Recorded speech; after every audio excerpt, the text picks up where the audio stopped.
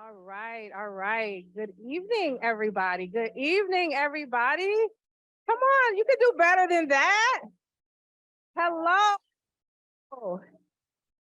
Thank you all so much for being here. My name is Maya Sullivan. I have the awesome pleasure of serving as the Dean of Students here at Metropolitan State University and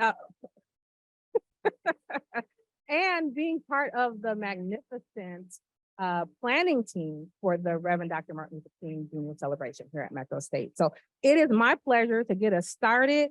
So just want to just share a few things. Today's theme is building community, uplift, heal, and empower for radical inclusion. And we are just really glad that you are here to dive into that topic. I just want to put an asterisk real quick too and say that we've been doing this event for a few years, and it's been 3 years since we've been in person. So I'm just gonna say for myself, it just feels really great to be here in person and doing this. So. All right, so this event is sponsored or co-sponsored by the Dean of Students Office, the President's Office, Multicultural American Indian and Retention Services, or the Mayor Team, Office of Equity and Inclusion, and the Metro State Alumni Association. We've had additional support from the Community Healing Collaborative Grant. That is a collaborative grant involving Metropolitan State University and several other mid-state institutions that focuses on the idea of trauma and healing in our communities and developing best practices for trauma responsive engagement with individuals. I want to also say, please note that we do have ASL interpreter. We also have captioning available if you would need that for those who are online. And I just want to mention, we do have people online. So we have people here in the room and we have people online. And so you can't see the people who are online, but they can see us for those of you who are able to watch. For your convenience, most of the planning team members do have a name badge on. So if you need anything, feel free to touch base with any of us here. And then will be planning team members also on the chat online for those who are watching virtually. So we also want you to know that the program is being streamed and recorded, and photos may be taken while we are here. Hopefully, when you came in, if you did not want to be photographed, you got a sticker to put on your name tag. If you did not and you don't want to be photographed in the event that photos are taken and you're here in person, please raise your hand and someone will get a sticker for you to make sure that that it does not occur. All right, so before we move on to the next part, I have a new friend here who asked to share a few words about Reverend Dr. Martin Luther King Jr. So I have James. All right, he's gonna tell you who he is.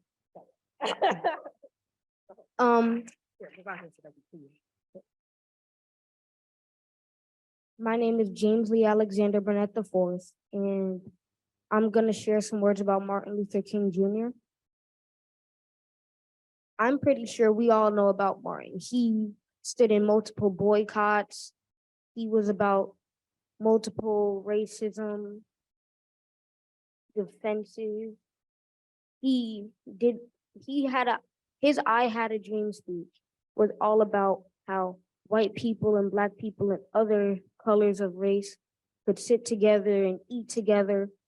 And he had one time, I don't remember what year, but I learned about this in school where he and other boycott leaders decided to have a march on Washington, D.C. for jobs and freedom. So I just want to say that Martin Luther King Jr. was a man who fought for freedom and who died a great life. Thank you.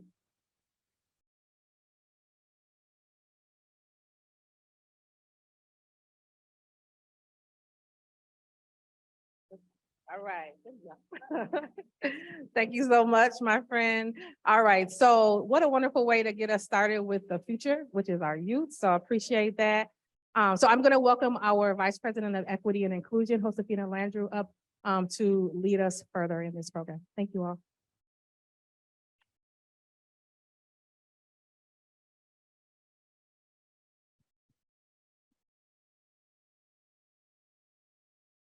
You can go to the next slide.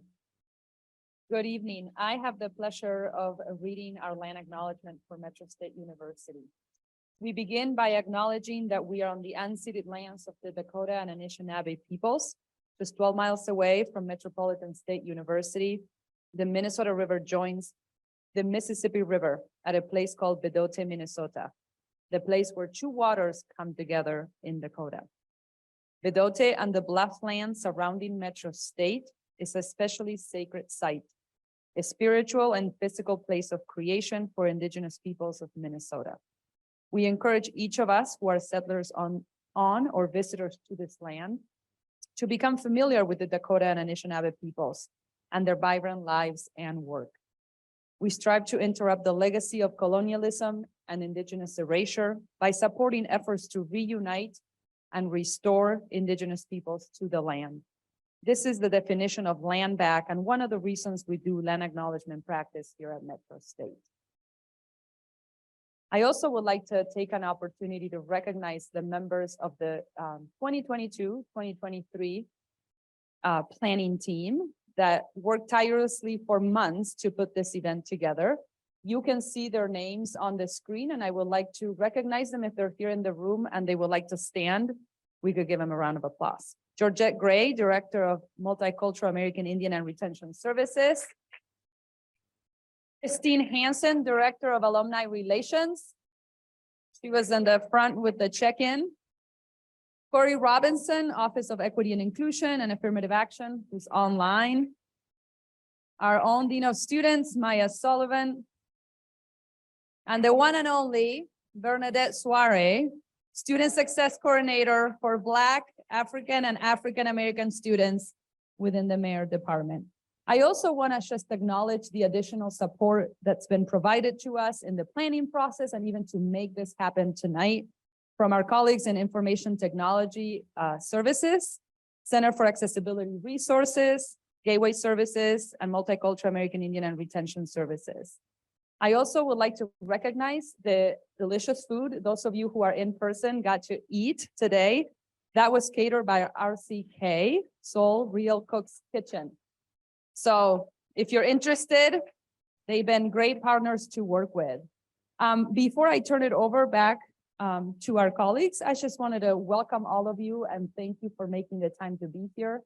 I want to recognize the power of community and the power of coming together. I know we have not been in person for close to 3 years. It's important that we made it available for folks to also join us in community online, but it's just also great to be with people. I want to recognize each of you for showing up and for the power of purpose that we have in choosing where we want to make a difference.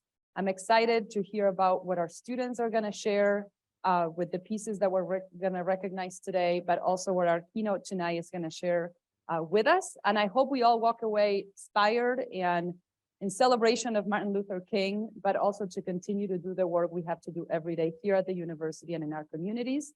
And I appreciate your partnership and support as we continue to do that. Thank you much.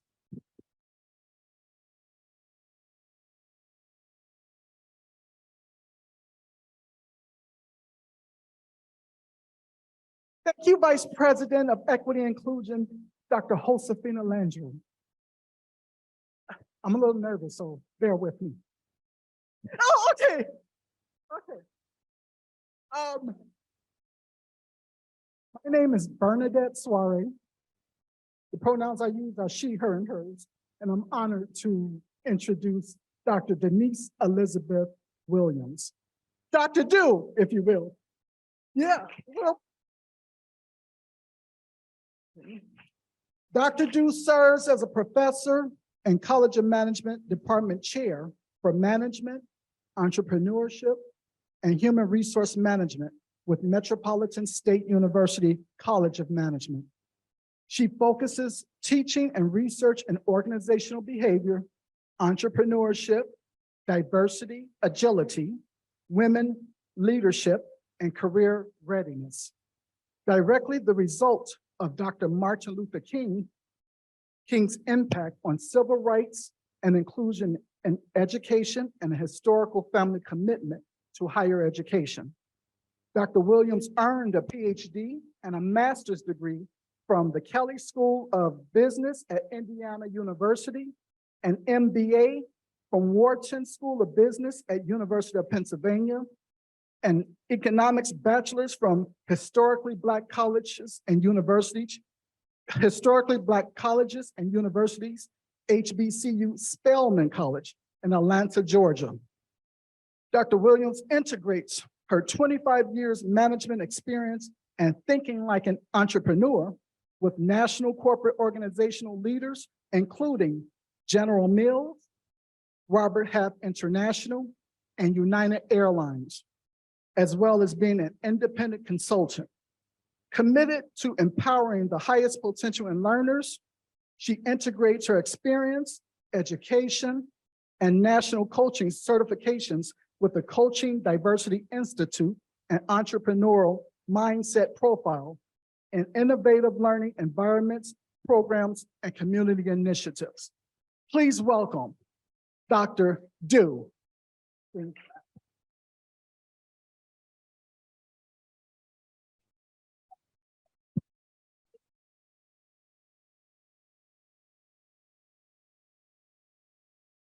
One more slide for me, please. The upcoming program that we will be having, it's called Real Talk Systemic Racism. It's a film on Longfellow Black families, deep roots and resiliency in Minneapolis, Minnesota. Are any of you from Minneapolis? Oh, represent. I'm from Chicago, South Side. There you go. Minneapolis, South Side, represent. So that's Maya saying that. The International Leadership Institute, ILI, will be here again, February 2nd, 2023. And on Wednesday, that's a Wednesday, and we'll be right here in Founders Hall, and we'll also be online. Dr. Du, please.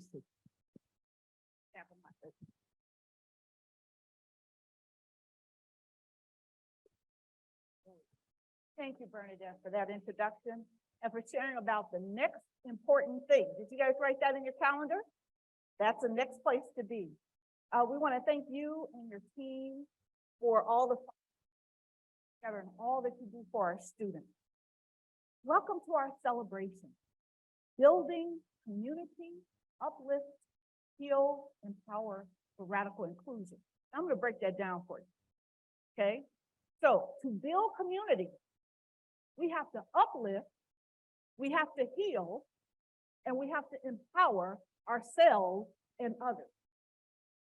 And when we do that, we're trying to reach the concept that is a part of this dream and the DNA of Dr. Martin Luther King, which is radical inclusion. Got it? So that's what we're doing here tonight. This is sacred ground. This is not just a day off. This is not just a gathering. This is a reminder. This is an invitation. So I'd like to welcome our Metro State University family and friends. Whether you're here in person, and it's so great to see you up close and personal, or if you're on the virtual, I'm waving at you, maybe you see. Really appreciate you being here because we're all here to celebrate together. And I also want to acknowledge some community leaders. I know Judge Lejeune Thomas Lane, retired 4th Judicial District, is online. Hi, Judge. Have Joseph Ellis, our honorary chair for the Metro State Board of Trustees. Could you stand? Yes. And for all other and educational leaders that have joined us today in both formats. So let's get started. Whatever is on your mind right now, let it go. Whatever you came in with on your mind, let it go. Because we are here together in this room. Take a moment, just look around the room. Just look around. Those of you online, look around online. This is the manifestation of radical inclusivity. Don't just look, give a smile, give a hand wave. I'm serious. Move. There you go. Integrating, moving together. You know, we could have been a whole lot of places doing a whole lot of things, but we are here. We made it to January 25th, 2023.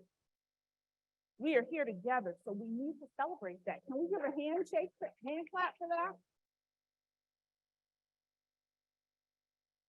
Treat for you this evening. We're going to share in some delicious smorgasbord of music, thought-provoking history, inspiring words of creative expression, as well as a real call to action for each of us. While most of us have told this, I have a dream speech in our minds, in our hearts as history, we are still today in the process of making that dream of respecting all people as being created equal a reality. We've come a long way, but we've got a long way to go. And we each have a role in that with our very thoughts, our words, deeds, and actions. And yes, we can transform this harmony into what Dr. Martin Luther King called a beautiful symphony of brotherhood.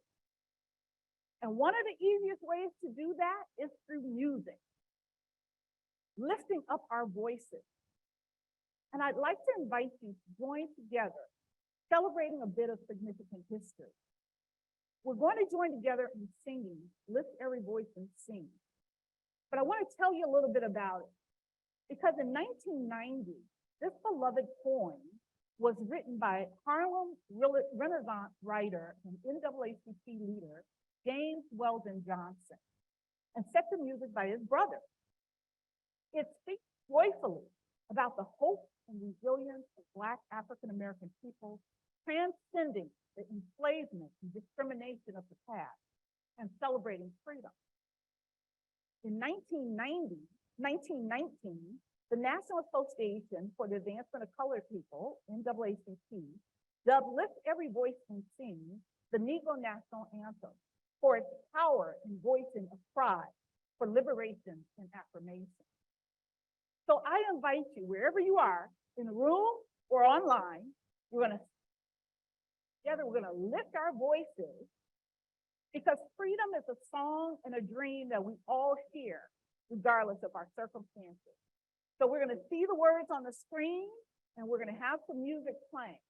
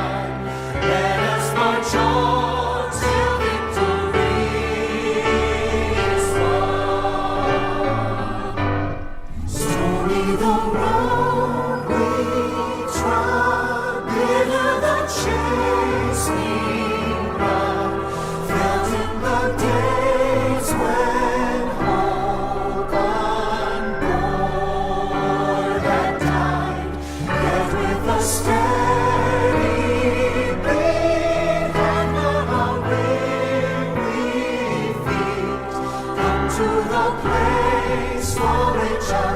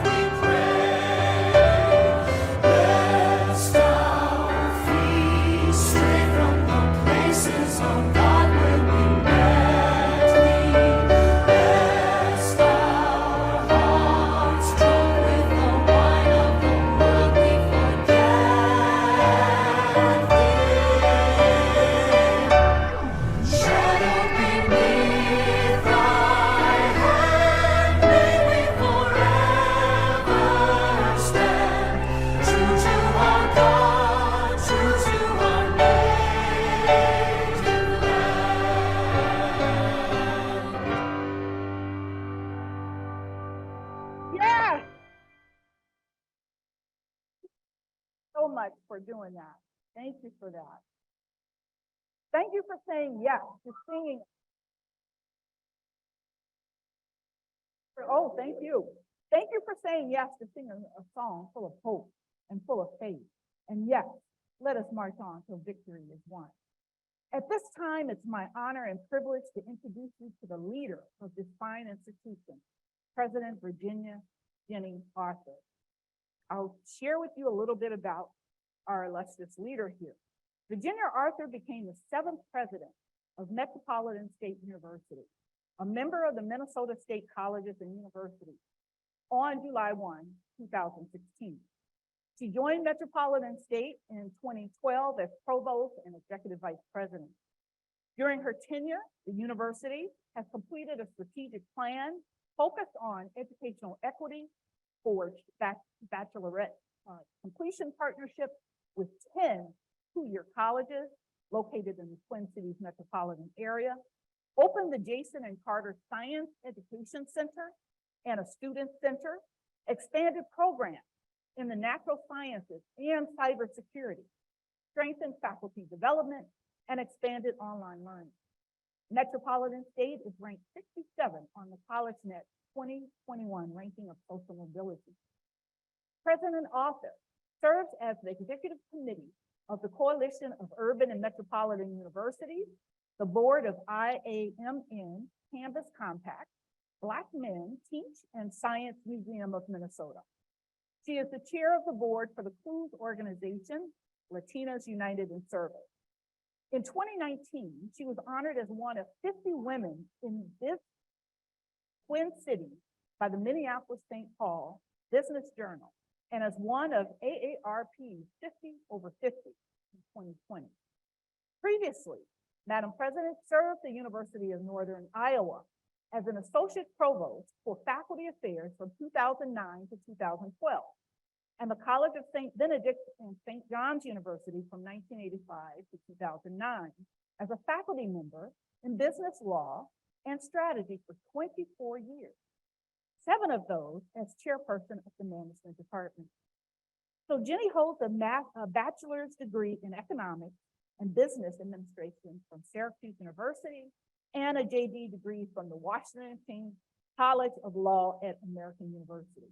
She has presented at numerous colleges and authored dozens of publications. Let's give it up for our president, Jenny Arthur.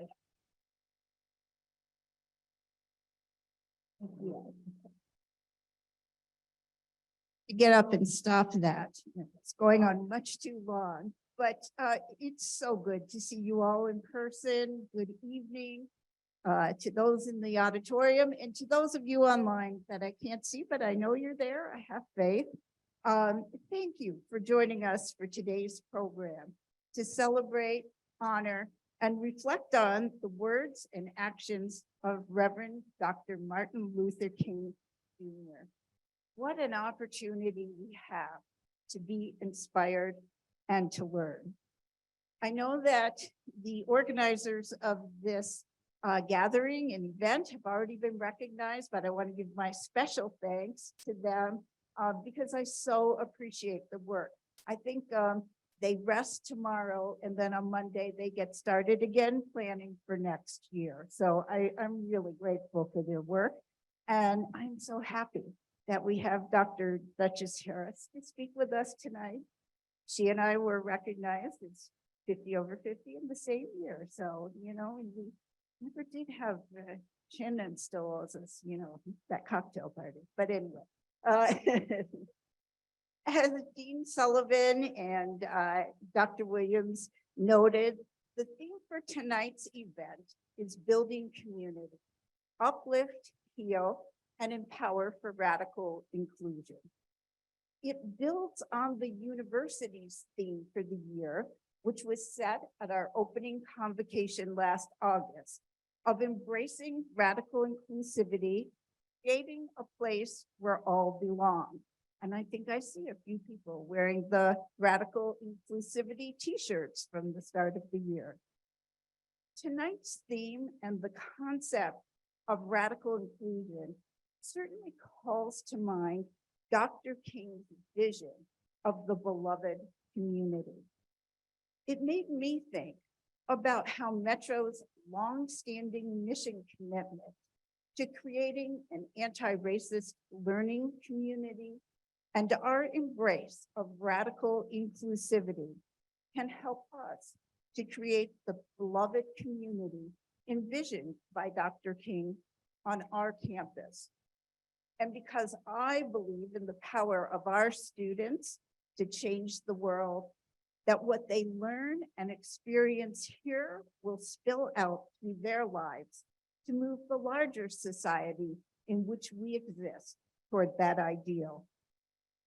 I'd like to take just a moment to share our campus definition of radical inclusivity, a definition informed appropriately by the voices of students, alumni, faculty, staff, and partners in our work.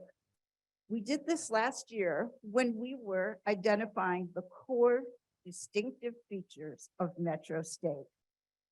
In describing what radical inclusion at Metro felt like, they noted making space that's safe for everyone, giving time to understand perspectives.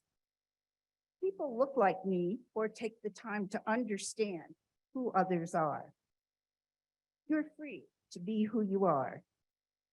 Voice is heard and accounted for. Paying attention to the voices we haven't even considered before. Being able to navigate the spaces I need to go, a student said. We're going to do what we say. You can be out of the norm and feel acceptance, not awkward. Making ourselves uncomfortable. Taking action, doing things. We summed up those ideas in our statement that we believe in education for everyone. We find unity and diversity, strength in our differences, and create a space where all people feel like they belong.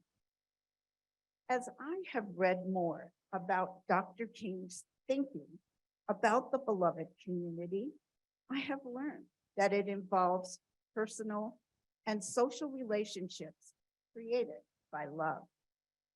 The form of love is called agape, the highest form of love in ancient Greek and Christian traditions. As Dr. King explained agape, it is understanding, redeeming goodwill for all, an overflowing love, which is purely spontaneous, unmotivated, groundless, and creative. Dr. King said that agape does not begin by discriminating between worthy and unworthy people. It begins by loving others for their sakes and makes no distinction between a friend and enemy. It is directed toward both. Agape is love seeking to preserve and create community. I've come to see that radical inclusion is integral to the creation of the beloved community. Now, nobody understood better than Dr. King that creating a beloved community, one that can uplift, heal, and empower its members, requires fortitude, persistence, and action. That we may fail sometimes, but we must keep striving. At Metro State, we are striving to move beyond definitions and words to action. And I'd like to share a few of those actions with you. We are an educational institution, so we are taking action to educate all members of the community about the issues of anti-racism, anti-oppression, and radical inclusion, whether it's through our racial issues graduation requirement, our Real Talk series, developed and hosted by our team in multicultural American Indian and Retention Services that focuses on topics such as systemic racism, social justice, trauma and healing, and advancing racial equity, or the Equity, Inclusion, and Anti-Racism Passport Program a multi-year employee professional development program designed to enhance our understanding and build skills and competencies to be equity-minded leaders in higher education. We are learning together in the beloved community and building our capacity to better understand and serve each other, our students, faculty, staff, and our greater community through active listening to all individuals in a meaningful and purposeful way. The recruitment and retention of a diverse workforce is integral to the success of our students, specifically our Black, American Indian, Latinx, African, and Asian American students. We've made significant strides through our Equity Champions program in increasing the hiring of racially diverse employees. To help welcome and support them, we have established and are currently supporting employee resource groups focused at building a sense of belonging. Our Faculty of Color Work mentoring program has grown in 3 years from about 25 members to over 70. Last year, we began the development of the university's first strategic equity, inclusion, and anti-racism plan. The university-wide process demonstrated community ownership of the process, means, and outcomes of the university's improvement efforts. Our formal launch of the plan will take place on February 17th. Another thing for your calendar. On issues of great strategic importance to this university, enrollment, budget, review of our mission, vision, and value statements, the use of our space, campus climate and culture, we continue to seek out all voices, listen authentically, and develop our actions by incorporating the ideas of the widest group of people possible in order to live out our radical inclusion values and to ensure a true sense of belonging for all of us at Metro. We still know that we have much work to do, and we will sometimes stumble and disappoint. But our commitment to radical inclusion and the beloved community to uplift, heal, and empower us will not waver. Thank you so much for being with us tonight. Thank you. Well, very inspiring. Thank you, President Arthur. In a moment, you're going to hear some phenomenal student creative expression. The 3 students who were here were selected out of several phenomenal and very delightful student submissions. But before that, we want to pause to share a special acknowledgement and reflection about a student who won his honor last year, Jay Sinkfield. Unfortunately, Jay recently and unexpectedly passed away. His impact on the community through his art, big personality, and heart will live on forever. In last year's program, Jay shared their original work, Intersections Interlude, Black Magic, with us. This piece and so many of their pieces were a reflection of pure talent and excellence. Jay regularly performed music that lifted our souls.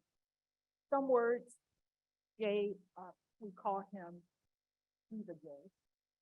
Some words that he wanted to share with us. Quote, when I create, and what I create is not only just a reflection of my own lived experiences, but it also is a representation of my identity, as well as the community and culture of my identity.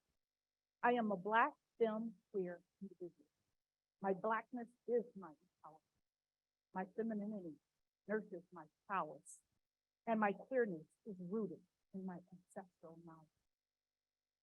Quote, my future plans are to use my voice and execution of entrepreneurship, showmanship, to succeed in an industry that thrives off my culture, but does not highlight or recognize the significant contribution and impact. To perform across the world and grace new and old stages. I hope to work with other artists that I admire, look up to, fear, with the education opportunities and resources that Metropolitan State University has provided me, I know I can set any goal I want. And that's true. As an entrepreneurship professor, I was blessed to share personal time with Jay as he proudly represented Metropolitan State University as one of 5 African-American champions who competed in a national entrepreneurship boot camp and new business venture pitch competition sponsored by the University of Miami just 1 year ago. And we brought home the victory. Students were placed on 2-person teams for this competition, and Jay's team won 3rd place. But in addition, Jay was recognized with an individual award for being the most compelling speaker. Please join me in a moment of silence in honoring Jay Sinkfield and others whose lights were dimmed way too early, but who will live on.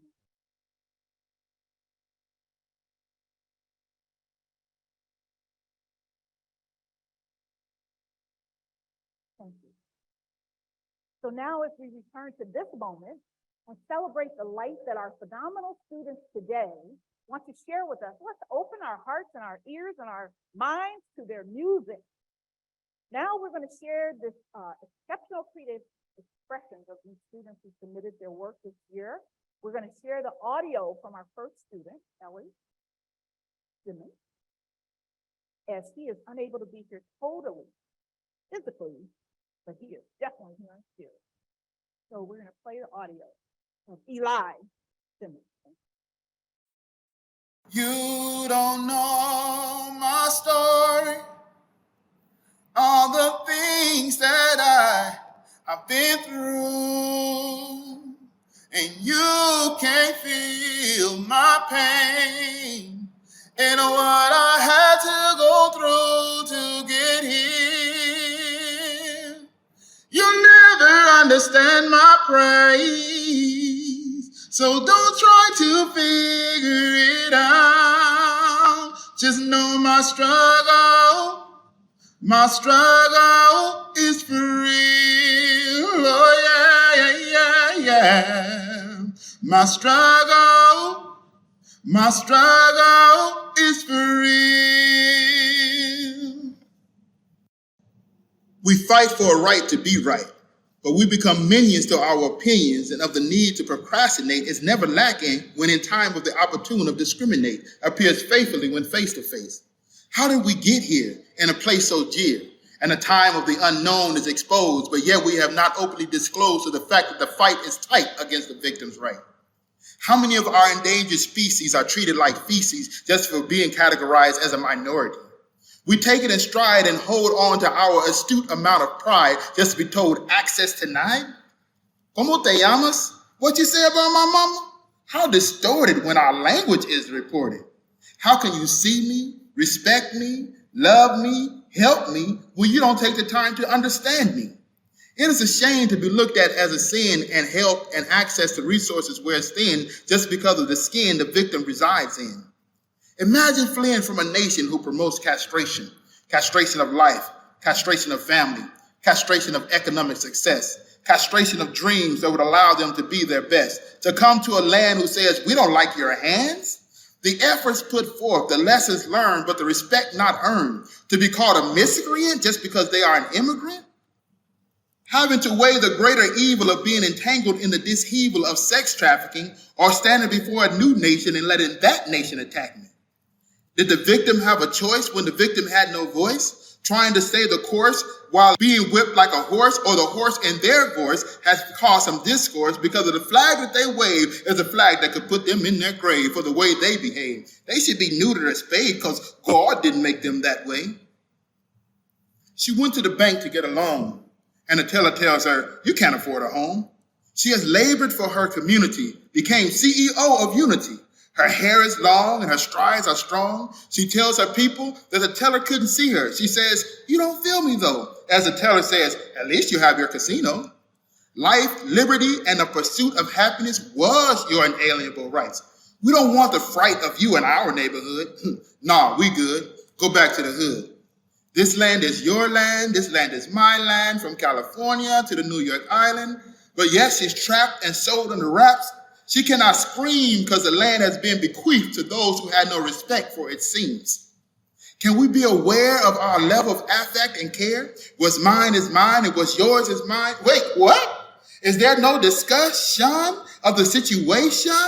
Can there be a right to the ones in the fight? Outsiders looking in, sideline betting on who will win. Ponder this. We turn white because we are frightened, yellow because we're chicken, red because we're livid, pink because we're timid, purple because we're florid, green because we're envious, blue because we're fed up, but yet we look at others and call them colored as a way to demean their high self-esteem. Our nation can't heal until the untold truths are revealed, because the truths hold the key to the misuse of humanity and their equal rights to sanity. Insane in the membrane because marginalized people still strive through their pain. We drink alcohol and say, F all y'all. The belt, the extension cord, the shoe with the flip is a product of the days from which they were whipped. Now the new Willie has covered his stench and builds economic and progressive disparities as a new way to lynch, and has the audacity to say the Holocaust didn't exist. Lord, help us, help us. How can we take advantage of the land of opportunity when there is lack of importunity? Escaping the dictatorship of an over-demanding leadership, hoping to come to a place where one can be equipped with the power of relationship. When traditions override visions and the roadblocks of ancient views hinder the access to new avenues, there's no place for grace, but everything is stagnant. We sometimes stand in a place where we discombobulate the system's way of handling the progress of the victim's sake. Why become torn when they mourn? Why become sour when they are empowered? But what about me? I've been hurt too. Victims we don't see when we focus all on you. We've hurt and let down. Some things are not heard of how their lives were turned upside down. Why should we steer how someone is to shed a tear? How can we say it was fun by the assault that was done? Have no fear, Captain Saberho is here. Man, that's bull. Out of what troubles would a prostitute pull? Nobody gonna stagger at your swagger when lives you've endangered. Standing up for the right to win some is standing up for the hurt they've done. To migrate is to immigrate. So if you are not indigenous, you are foreign just like the rest of us. From movies to creating limousines, from gutters to front page magazines, immigrants have made a lasting impression on this country, and it isn't funny. How it must feel to be cornered with no one to encounter, attacked, bewildered, no voice, no choice, belittled opinions, not allowed to matter. What a deal for someone to tell you how you feel. To tell them it's all an imagination is to tell them their struggle isn't real. The fact we must mitigate. We can't assume that just because they agreed to the date, they agreed to be raped. Our core beliefs must not overturn our core values. We cannot allow the thief to disembowel the morals ingrained in our society as an effort to better humankind and promote equity. Can we all just get along? Can we hold hands and sing songs? Are we allowed to dismiss profanity and with all gusto fight for humanity? It may seem scarier as we dismantle the language barriers. We may feel the heat when we walk a mile down their street. It takes a certain tenacity to save a man from a dogmatic lead. Keep hope alive as we continue to provide access to all the rest and with great dignity relay equality through promoting equity. Can we intrigue the divine to deliver us from the evil that makes this hill too steep to climb?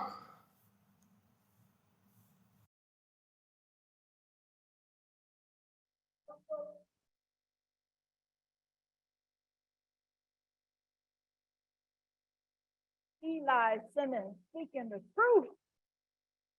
Yes, let's give him a hand. You will hear that name again. Yes.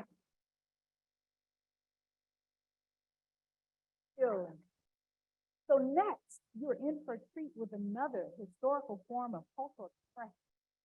Spoken word poetry. It finds its roots in ancient oral tradition and first originated in America during the Harlem Renaissance of the early 20th century, serving as an instrument for artists to share their views and values. Now we welcome our second student, Allegra Davis, come to the stage.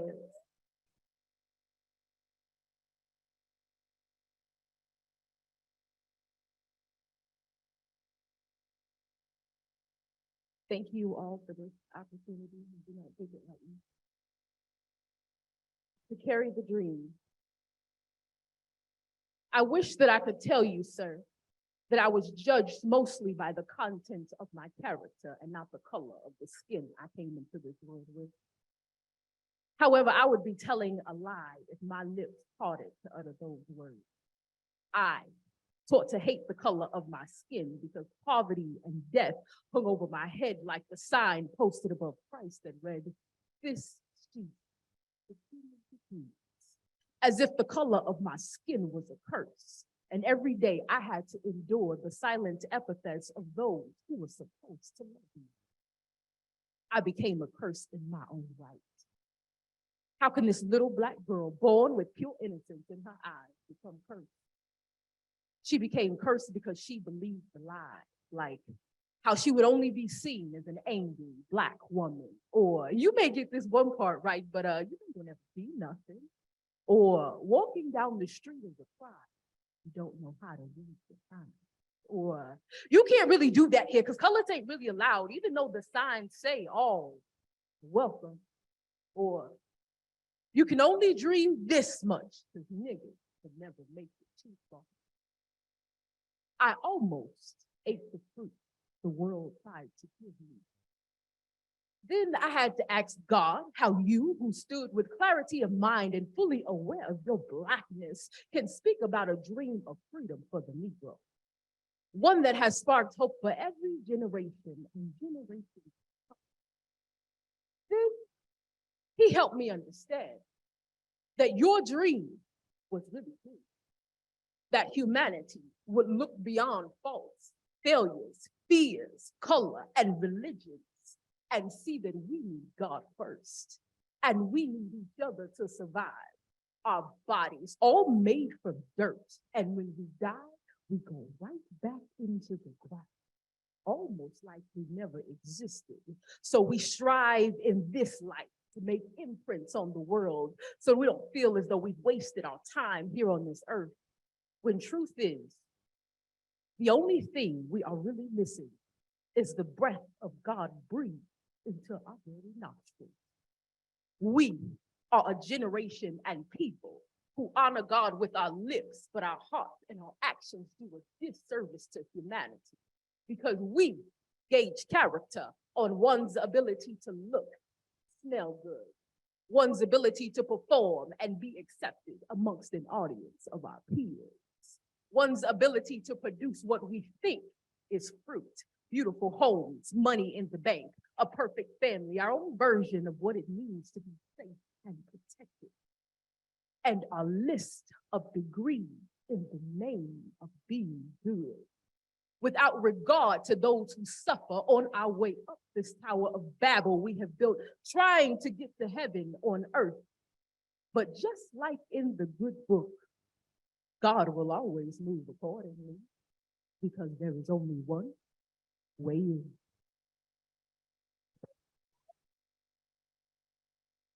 Thank you.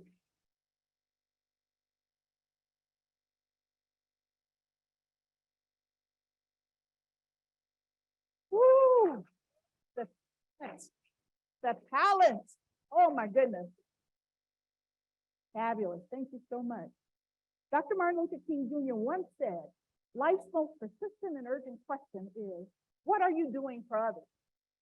Acts of community service were vital to his values. I'm excited to report that the Metropolitan State Service Project that was held on Thursday, January 19th, 2023, in honor of this value was a huge success. More than 30 Metro State students, employees, alumni, and trustees packed bags, snack bags, poetry bags to support Metro State students in need. Let's give our team a hand for all the work and positive impact on the community.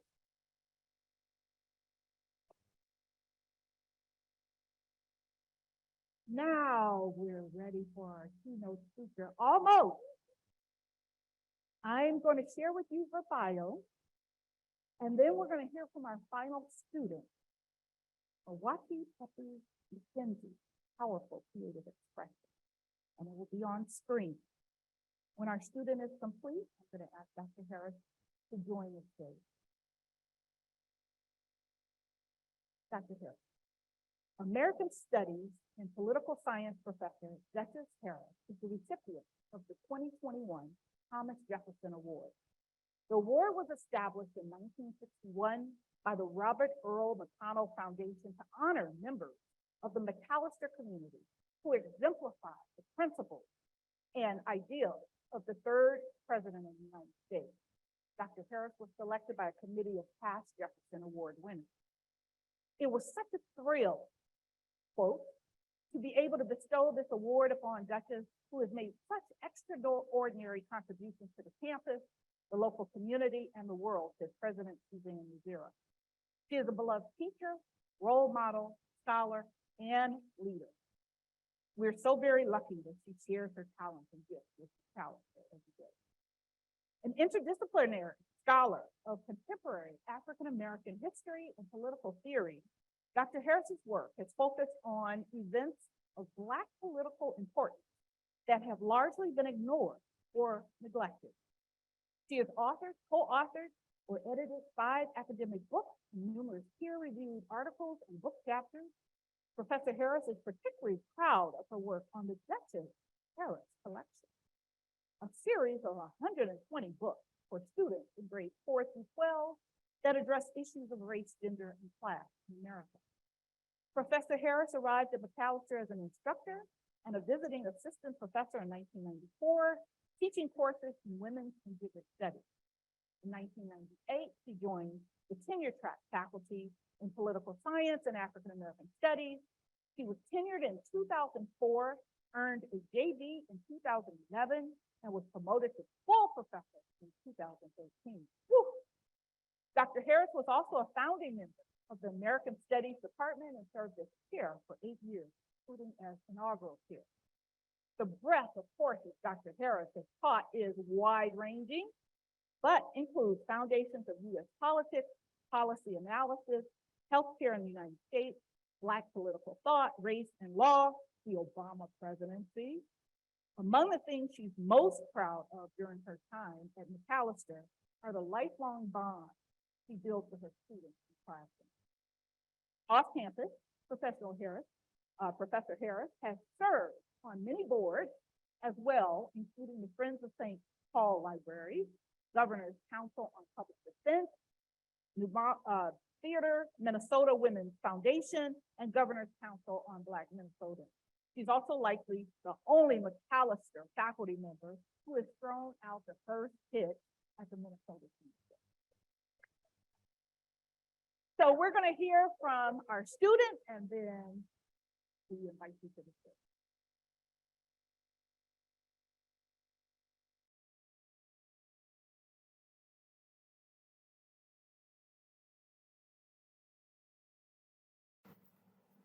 I argue all is not lost. Our equity, our justice, our differences, our equality is embedded in our ideals, culture, and collective interests.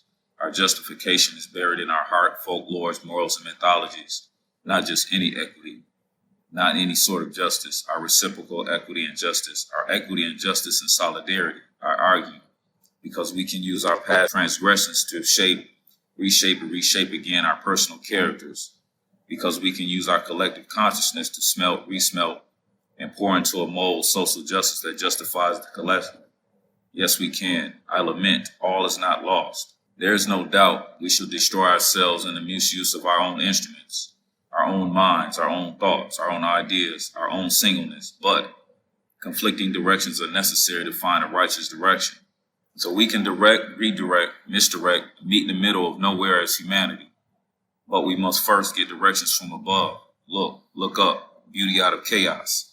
The cosmos accepts its past transgressions, its collisions, its turmoils, its prejudices, its conflicts, its tragedies, its big bang, its misuse of its own instruments.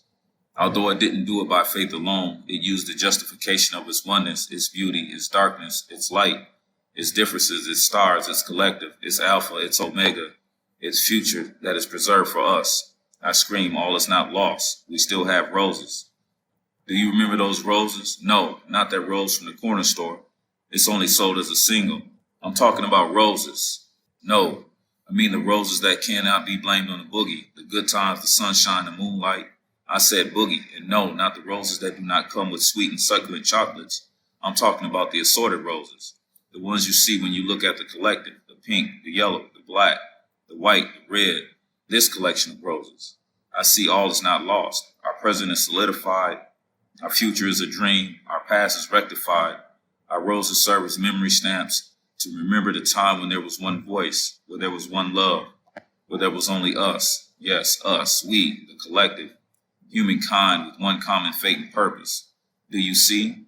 Can you see? A world house?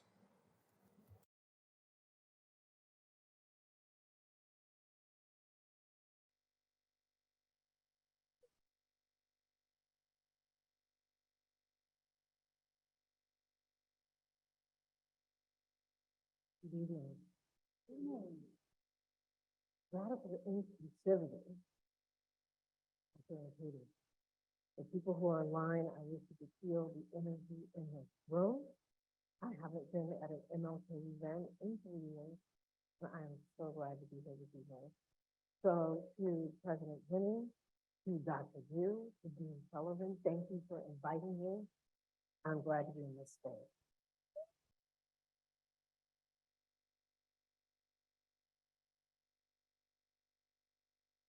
Someone else I need to acknowledge, and that is James the Fourth. Where's James the Fourth guy? Where's James Yeah. go? James, you gave my talk, and so now that President Jenny has revealed that I am on the other side of 50, by the time you finish school, I think you're going to replace me when I retire. Because tonight I am going to talk about the March on Washington. And so the title of my talk tonight is choosing a paradigm of service to be a drum major for justice. And I want to talk about the March on Washington because as I look out into the audience, most people who are here tonight probably were not alive when it happened because this is the 60th anniversary here in 2023. And so with starting off about the talk, I want to talk about a man about the march. I want to talk about a man named A. Philip Randolph. A. Philip Randolph was active in the 1940s, and he organized something called the Brotherhood of Sleeping Car Porters. So what was a Pullman porter? A Pullman porter was a Black man in America who rode on trains, who worked as a butler or a waiter for people that were traveling throughout the country. For young folks, this is before people were flying around. It was a very important job, but one of the things that was missing in the job is that people did not have union benefits. And so A. Philip Randolph is responsible for getting Black men together to have the privilege of being a part of a union. And he was very much an advocate for what we were going to do for jobs and freedom. The reason why I start with A. Philip Randolph is most people don't realize that the March on Washington was an idea that was decades in the making. People think that it organically popped up in the 1960s, but that's not true at all.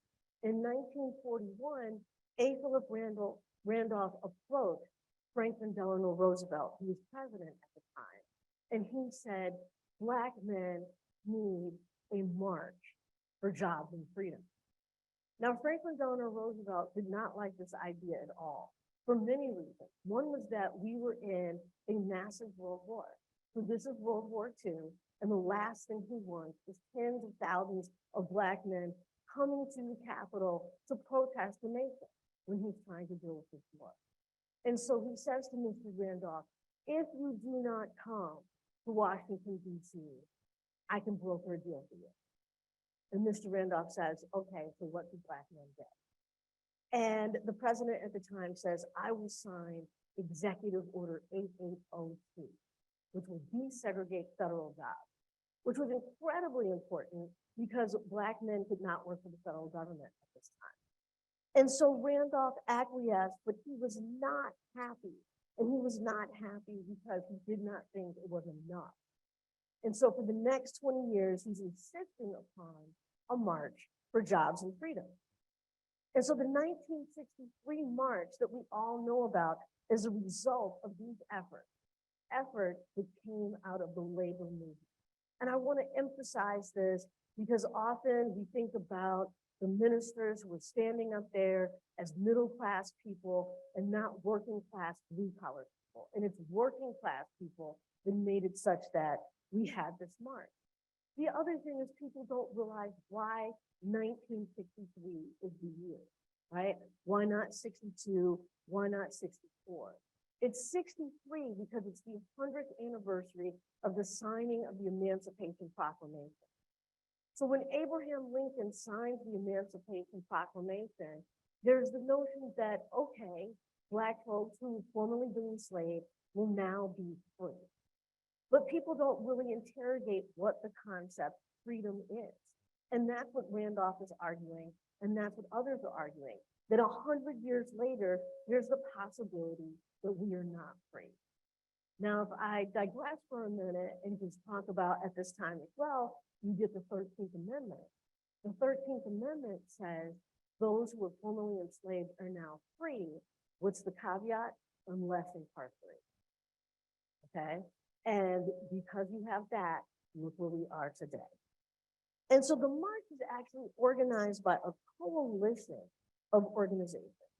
And the organizations are the Congress on Racial Equality, Student Nonviolent Coordinating Committee, the Southern Christian Leadership Conference, the NAACP, and the National Urban. Something that isn't often taught in high schools or even in college campuses is that these groups do not get along, okay? And many of their leaders do not like each other. It is personal. However, one thing that they have in common, something that is particular to Black American culture, other cultures as well, is honoring the elders, right?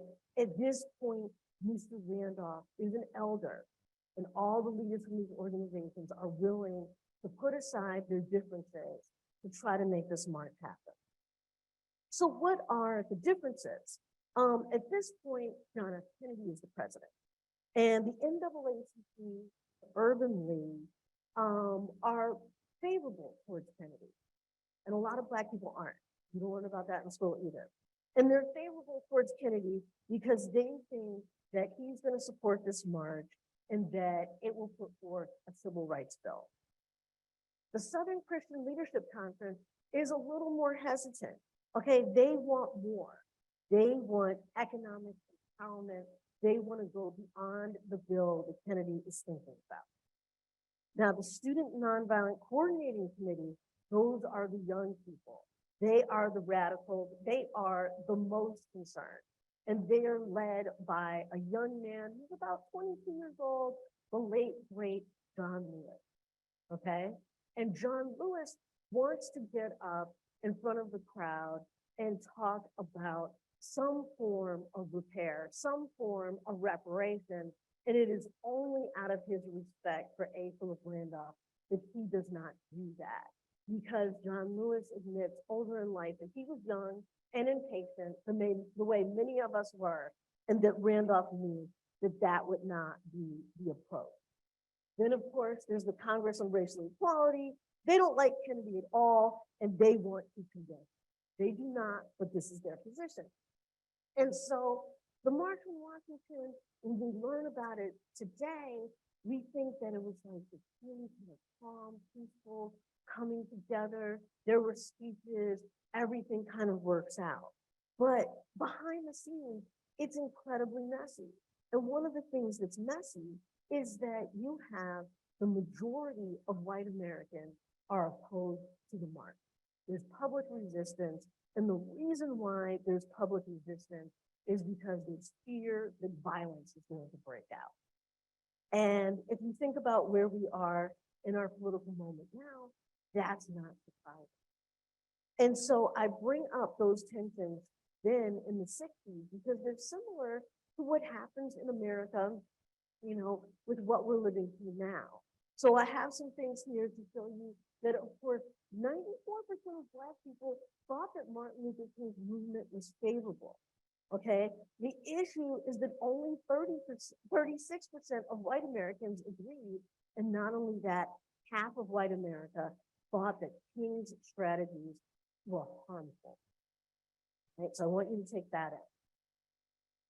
How does that come up to this present moment?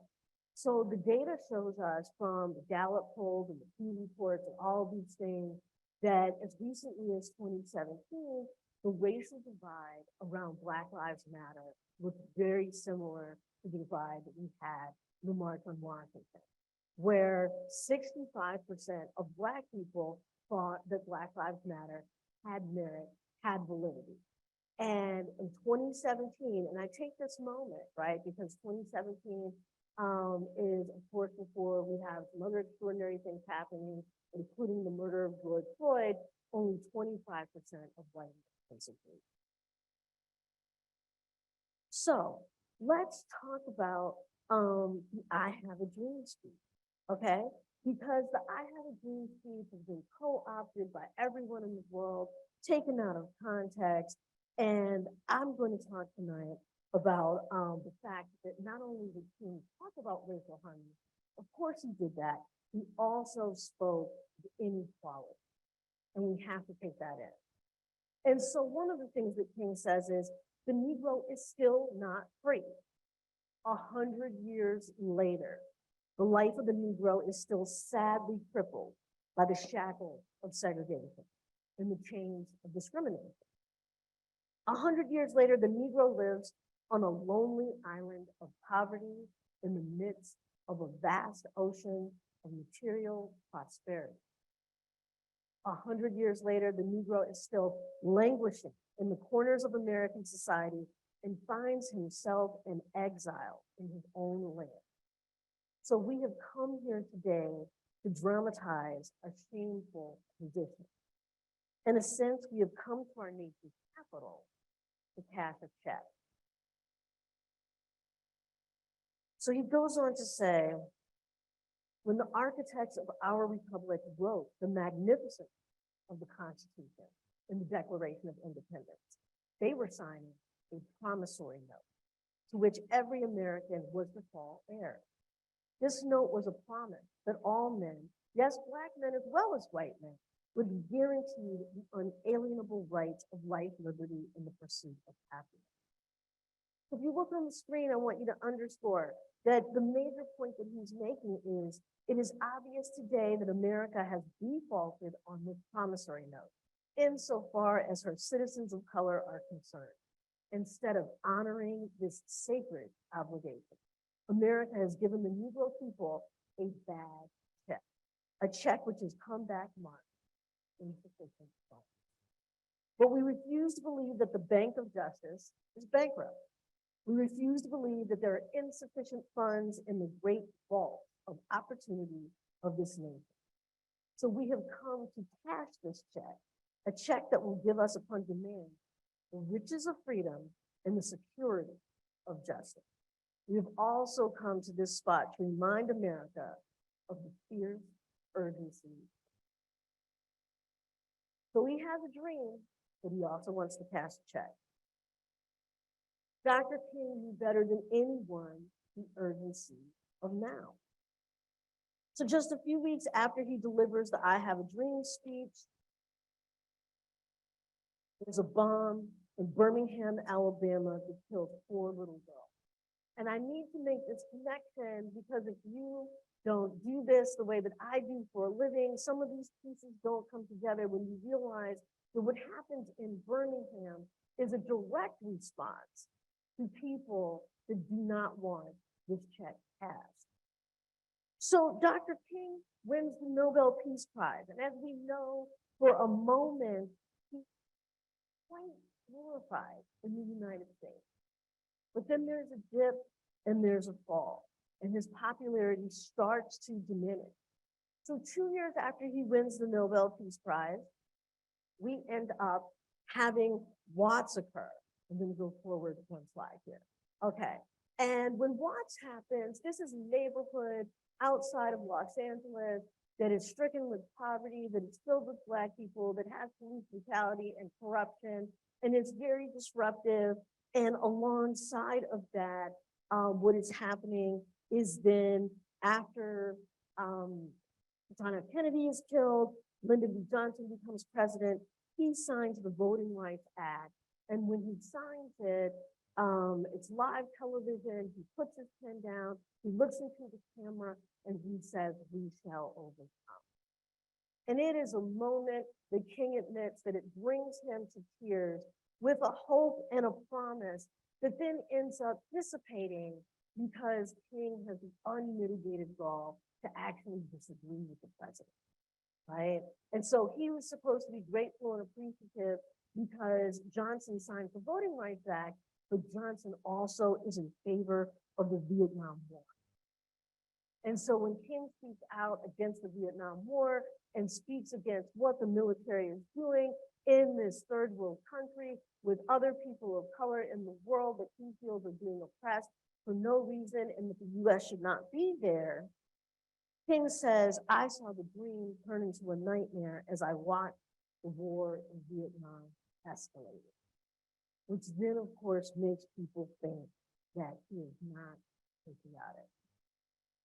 So today, instead of focusing just on the dream, I'd like us to focus on a speech that he gave in 1968, 2 months before he was killed. And this speech was called The Drum Major Instinct.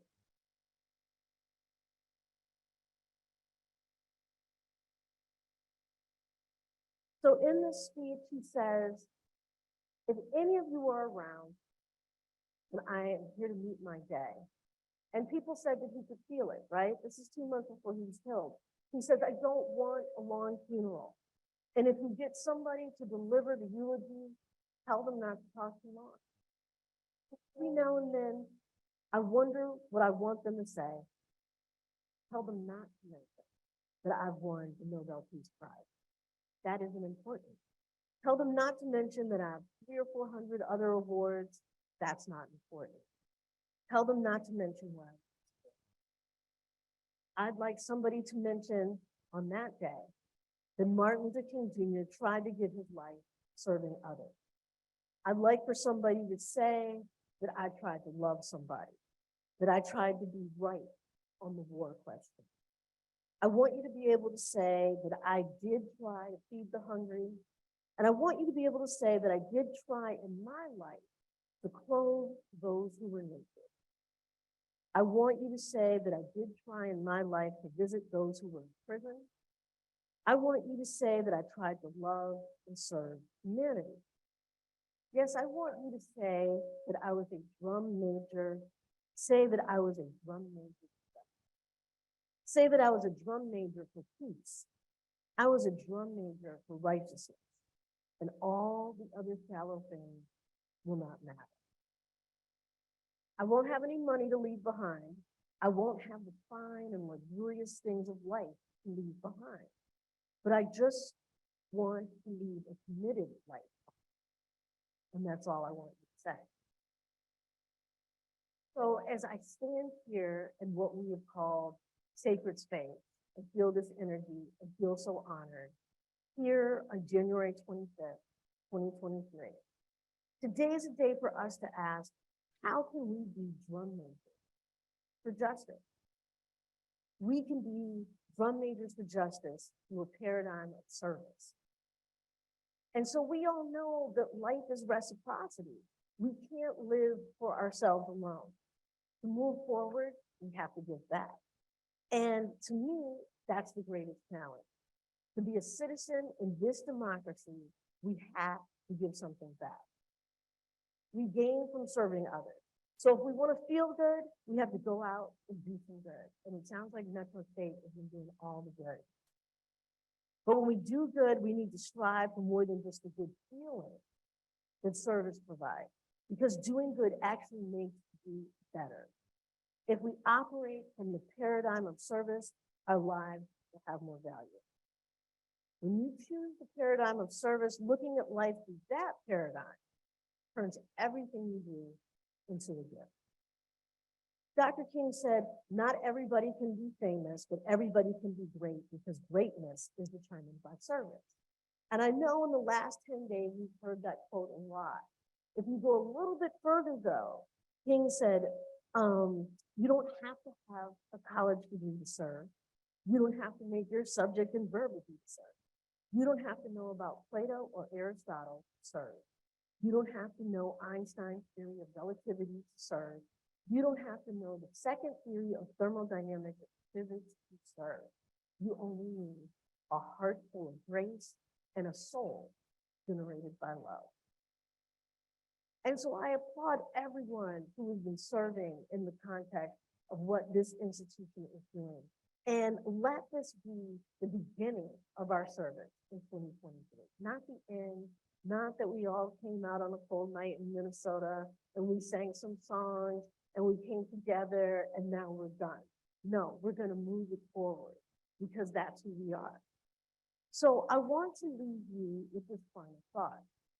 Stand with integrity instead of public opinion. In 2015, I co-authored a book on Black Lives Matter. The general public felt uncomfortable. Fox News accused me of indoctrinating white school children, and I received death threats.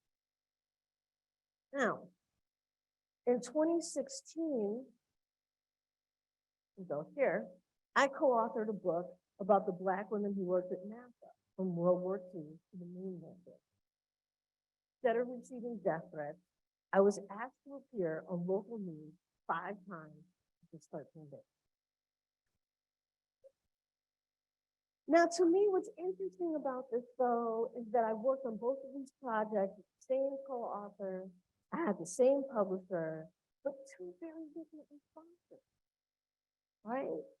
And so I ask you to consider, why does the study of dark matter by Black women have more value than the Black lives actually matter? And so with that, I'd like to leave you here tonight with an understanding that we can have both, right? That our Black lives can matter and we can make calculations for folks to go to the moon. We can study dark matter and value the Black man.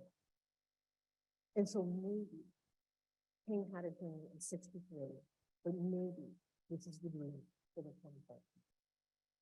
Thank you.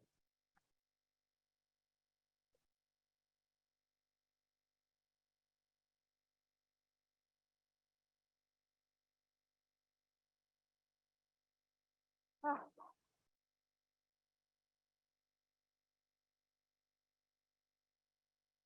Yeah, take a breath on that one.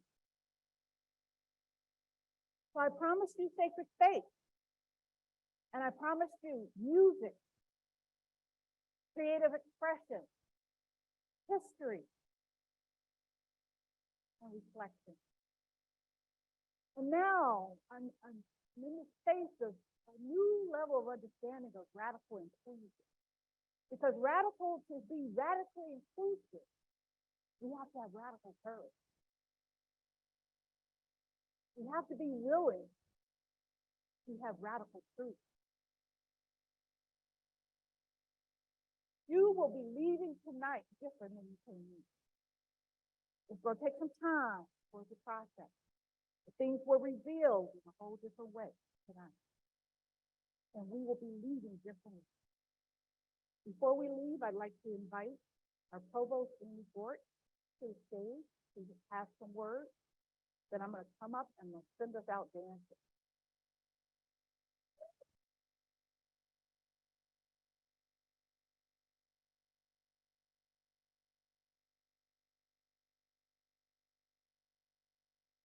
I hate to be the one in between you and dancing, I'll just say. Thank you so much for being here, both folks online and folks in person. I'm humbled by the generosity of folks who contributed to our celebration today. And so I want to give a special thanks to James IV, to Eli, to Allegra, to Pepe, and to Dr. Harris, and really that generosity of sharing your commitments, your values, and yourself.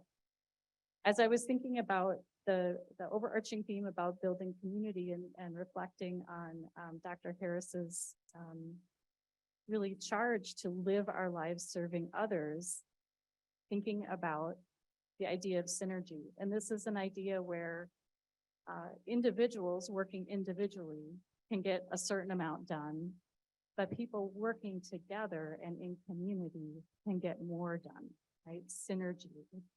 People together have a greater impact than individuals working individually.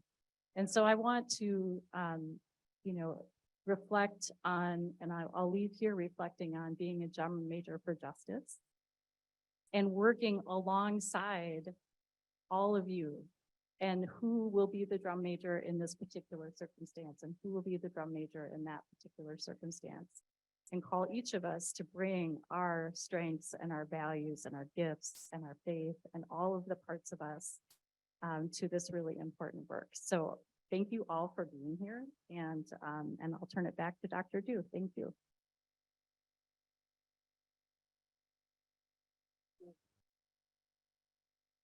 Whew, we have been on a journey and we're on time. So I want to thank you for spending your specialness with us tonight. I want to leave us all with the reminder that this life that we have is a gift, is precious, is valuable beyond measure. We're more than we realize. We have more potential than we can imagine. And together as a community, we can do great things. So we're going to sing happy birthday, but in a way that you may not be used to doing. Can we hit it, maestro? And have a safe journey, and make sure you meet somebody new before you leave tonight. All right. You can stand up and move around. It's time. Meet some new people.